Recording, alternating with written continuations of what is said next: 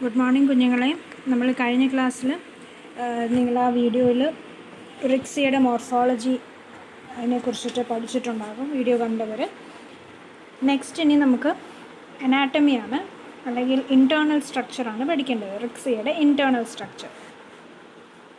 Internally റിക്സിയുടെ താലസിനെ നമുക്ക് രണ്ട് റീജിയൻസായിട്ട് differentiate ചെയ്യാം. ഒന്ന്, നിങ്ങൾ റിക്സയുടെ സെക്ഷൻ എടുക്കുമ്പം ഏകദേശം ഇങ്ങനെ ഒരു ഔട്ട്ലൈൻ ആയിരിക്കും നിങ്ങൾക്ക് കിട്ടുന്നത്. നമ്മൾ മോർഫോളജി പഠിച്ചപ്പോൾ നിങ്ങൾ പഠിച്ചു അതിൻ്റെ ആ ലീഫ് ലൈക്ക് പോർഷൻ ഉണ്ടല്ലോ, ആ ലോബ്സ്, ഓരോ ലോബ്സ് ഉണ്ടെന്ന് പറഞ്ഞു. അവിടെ ഒരു നടുക്കായിട്ട് ഒരു മിഡ്രിബിന് പകരം മിഡ്രിബ് പോലെ തോന്നിക്കുന്ന, അല്ലെങ്കിൽ അതിന് സിമിലറായിട്ടുള്ള ഒരു കുറച്ചൊന്ന് കുഴിഞ്ഞ പോലെ ആയിരിക്കും ആ സെൻട്രൽ പോർഷൻ വരുന്നത്. രണ്ട് സൈഡും ഇങ്ങനെ പൊങ്ങി നിൽക്കുകയും ചെയ്യും. അത് നമുക്ക് ആ താലസിൽ ടച്ച് ചെയ്യുമ്പോൾ തന്നെ ആ ഒരു കർവ് നമുക്ക് ഫീൽ ചെയ്യാൻ പറ്റും. അപ്പോൾ അതൊക്കെ നിങ്ങൾ മോർഫോളജിയിൽ പഠിച്ചു കാണും. അപ്പോൾ ഇത് നമ്മുടെ ഡോഴ്സൽ പോർഷനാണ്, ഇത് വെൻട്രൽ പോർഷനാണ്.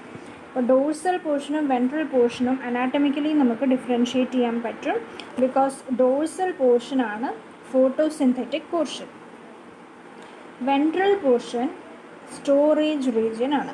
അപ്പോൾ നമുക്കിതിനെ രണ്ട് റീജിയനായിട്ട് ഡിഫറൻഷ്യേറ്റ് ചെയ്യുന്നത് എന്താണ്?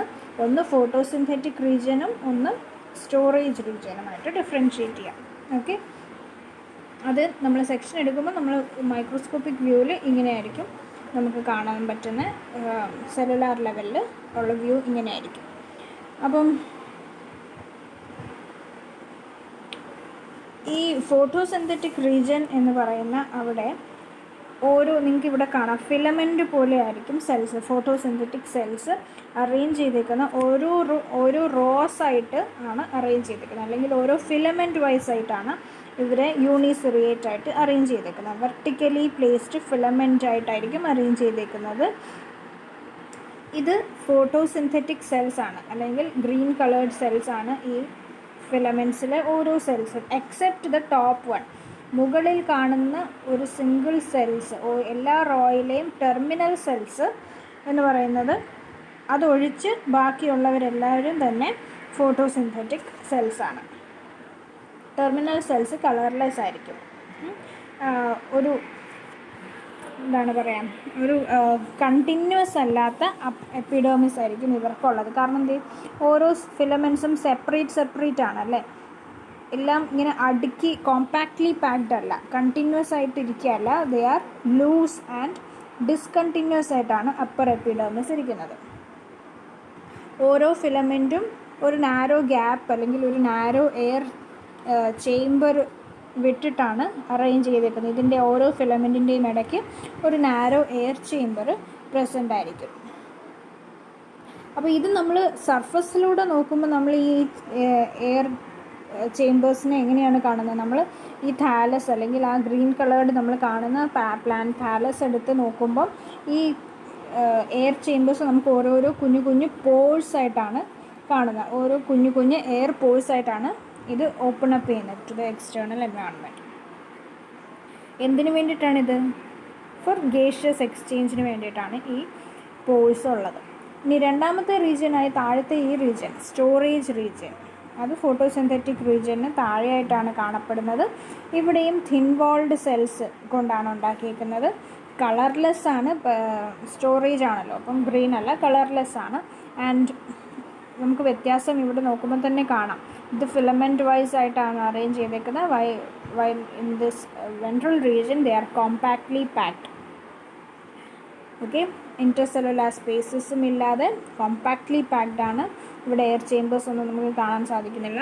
So the cells are thin walled and compactly packed and they are meant four storage of food materials.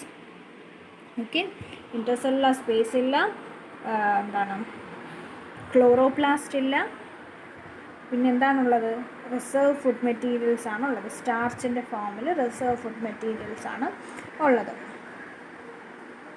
ഇനി ഇതിൻ്റെ ഏറ്റവും ഇന്നർമോസ്റ്റ് ലെയർ, അല്ലെങ്കിൽ ഏറ്റവും താഴത്തെ പോർഷൻ, അതാണ് ലോവർ എപ്പിഡേമിസ് ഫോം ചെയ്യുന്നത്. ചില സെൽസിൽ നിന്നിങ്ങനെ ചില ഔട്ട് ഗ്രോത്ത്സ് കാണാം. അതെന്താണ്?